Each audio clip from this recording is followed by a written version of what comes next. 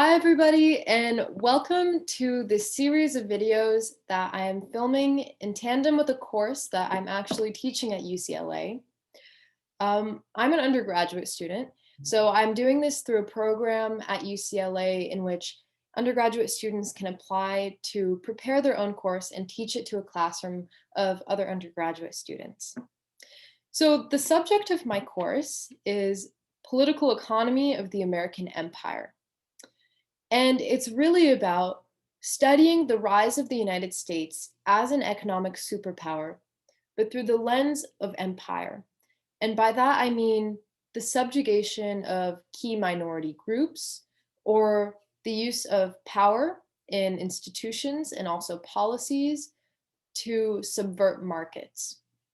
And I hope that, moving forward, if you continue to watch these videos and learn a little bit more about the subjects I've chosen, it'll become, more and more clear the kind of narrative line that we're following throughout economic history. So, the lessons kind of start focusing on settler colonialism, and they continue all the way up to the modern day with subjects like immigration and also mass incarceration. But there's a total of 8 subjects that I've narrowed in on as aiding us to study this perspective of economic and American history, really. So these 8 subjects are, settler colonialism, as I mentioned right now, slavery, policies towards Indigenous Americans from the reservation onward, policies towards Black Americans from Reconstruction onwards, then looking more outward, American interventionism abroad, and then neo-colonial institutions, which would be institutions like the World Bank, the IMF, the World Trade Organization, institutions in which the United States has a significant role. And then moving on to migration and exploitation, and then finally mass incarceration as the last subject. So I've narrowed in on these 8 subjects as telling us, a narrative about the history of the US's rise to economic power, to become the greatest economic hegemon in the modern world. And, my intention with this course is to present, a new view of economic history that challenges the common narratives that we often hear, which, we'll have a chance to explore later in this video when I get started with the actual lesson. So I'd like to just mention one more thing, which is about my intentions in posting this on YouTube, out of the classroom environment.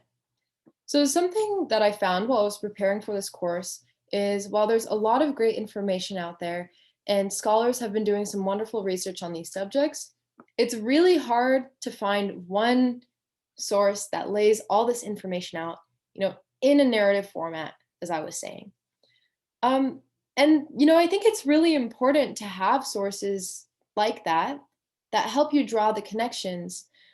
Because once you see, these institutions, these policies in a linear format, in a chronological format, you can start to draw connections between topics like settler colonialism and interventionism abroad, or slavery and mass incarceration.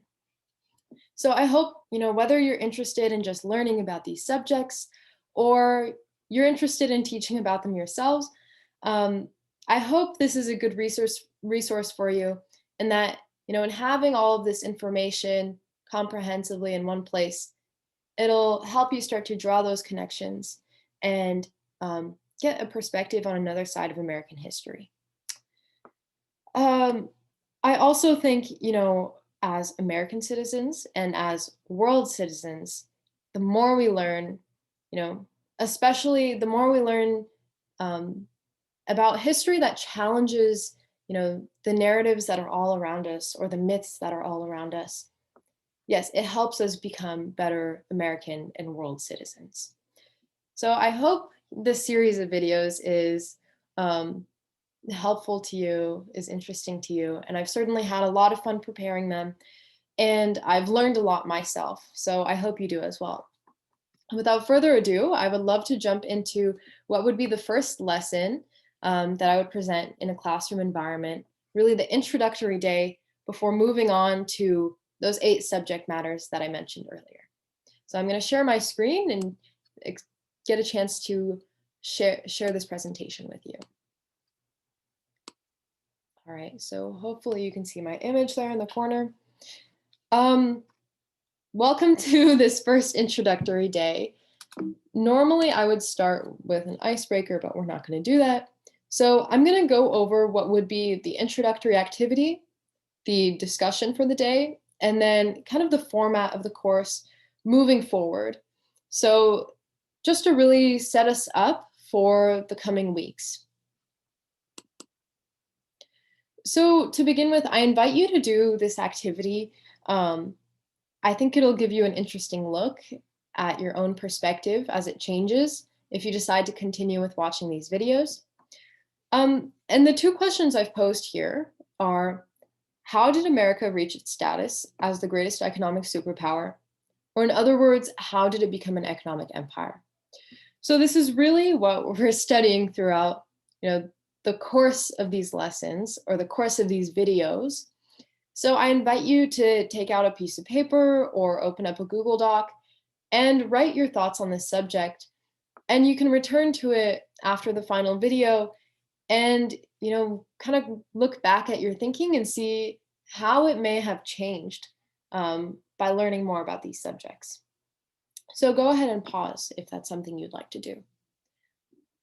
Otherwise, I'd like to actually start by showing a video.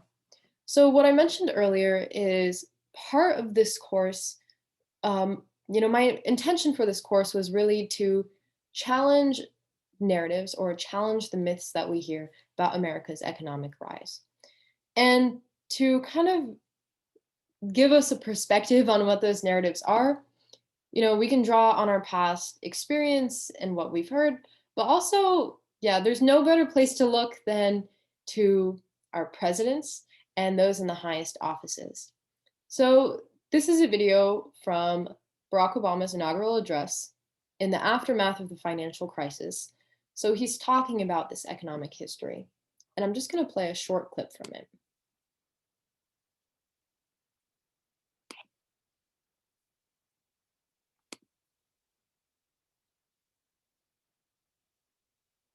For less. It has not been the path for the faint-hearted, for those who prefer leisure over work or seek only the pleasures of riches and fame. Rather, it has been the risk takers, the doers, the makers of things, some celebrated, but more often men and women obscure in their labor, who have carried us up the long, rugged path towards prosperity and freedom. For us, they packed up their few worldly possessions and traveled across oceans in search of a new life. For us, they toiled in sweatshops and settled the West, endured the lash of the whip, and plowed the hard earth. For us, they fought and died in places like Concord and Gettysburg, Normandy, and Quezon. Time and again, these men and women struggled and sacrificed and worked till their hands were raw so that we might live a better life. They saw America as bigger than the sum of our individual ambitions, greater than all the differences of birth or wealth or faction. This is the journey we continue today. We remain the most... All right, so I'm going to stop us there. And hold on, my video's in the way. All right. And now I'd like to ask you to, think about what are the common tropes, and I wrote here, myths at the top. What are the common myths or narratives that we hear about the economic rise of the United States? And when I say myths, that doesn't mean we should entirely discount them, but moving forward, I hope we'll be critical about them, or we'll at least add to these narratives and form another perspective. So, feel free to pause here and think a little bit about this subject whether in the classroom or from the media, what have you heard about the story of how the United States became so economically powerful? And I think there's some wonderful examples in that video I just played from Barack Obama. Um, One instance, for example, is when he mentions our ancestors coming from overseas to the United States, he's talking about America as the land of immigrants. And that is what has made us so successful. Feel free to pause here and think about it yourself. But otherwise, I'm going to move on and give a few examples that I've written up. So one is the idea of the United States as the land of opportunity. Another one would be that it's through our Puritan work ethic that we have become economically successful. Another idea is that through really capitalism and having, free markets, the United States has been able to rise economically. Or there's this idea of the frontier, whether geographically or technologically, that the United States has always been at the frontier. Then, there's this idea that the United States became economically powerful through innovation and entrepreneurship, or finally, through our diversity and multiculturalism, or this idea of a land of immigrants, right? And there's many more examples you can think of, but these are just some that I've put out there for you to think about as, common examples. So before wrapping up here, I want to set us up for the rest of this course because, of course, it's titled Political Economy of the American Empire. So, what is political economy? Let's make sure we have an understanding of this before we move on. Well, online you find the definition that it's the study of the intersection of politics and economics. Now, what are politics? Politics is the study of power, and economics is the creation and distribution of wealth. So how does power play into the systems of creation, the institutions that we use to have economic production? Slavery, for example, being one example of that, the institution of slavery. Or how does power determine the distribution of wealth? Who benefits from wealth creation? Now, there's also a more coherent definition, which says political economy is how different state and power structures lead to different kinds of wealth creation and distribution systems, and different ideologies that want to do this in different ways. So moving forward, we're not only talking about, the policies and institutions, we're not only talking about the economic effects, but the ideologies that have undergirded them, the justifications, as you'll see, I titled them on a lot of the slides moving forward. And I want to add one more thought to this. Political economy, is actually not just about politics and economics, but, as the title does not suggest, there's a sociological aspect to it. So we're also going to be talking about what are the social effects of these policies. And, I have it written in my syllabus, how has it given rise to social tensions and deep national wounds yet to be addressed? So you may have noticed in the subjects that I named earlier, a lot of them are subjects focused on particular minority groups, racial minority groups. So a lot of the discussions that I pose at the end of the lessons will be about, race and getting us to think about race because it's so interconnected with our economic institutions. So we'll get a chance to actually start thinking not only about, these economic institutions, but about racial justice and solving, not solving, but considering how can racial justice be brought about.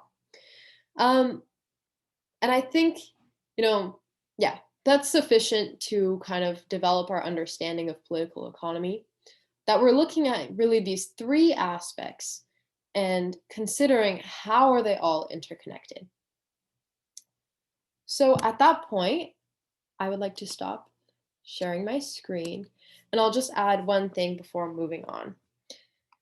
So as we move forward and I start the lessons on the actual subjects, normally what I have my students do in a classroom environment is I give them an assigned reading, and yeah, they go and do that reading and consider it in the time between the lessons. The way I formatted the class is that a great deal of the information comes across in the readings. And then when it comes to my actual lesson, I build on that thinking or I fill in the gaps where, I think information needs to be added. So I really encourage you to do the reading. And actually, I think a good half of them are videos, or actually maybe most of them are videos. Um, and they're all really interesting. And I've chose them specifically because they're not boring academic readings. Um, I don't know, not that all classes have boring academic readings, but I chose them to be specifically really exciting. So you guys can engage with them. And, these scholars are really the top of the top in their fields. And I can't convey the, the depth of their understanding in my lessons. So I encourage you to go read them, to go watch them in advance of the lessons I give. So without further ado, I'm going to stop this video, but I'll actually add one more thing, which is the reading for next week is Roxanne Dunbar Ortiz's An Indigenous People's History of the United States. I believe that's the right title. And it's just the introductory chapter. And it's extremely interesting. And, the first time I read it, I thought, it really changed actually my perspective on some things. So, I hope with that final word, you will be, excited to go do that reading yourself. So thank you so much for listening. And I hope that you enjoy the rest of these videos. Goodbye.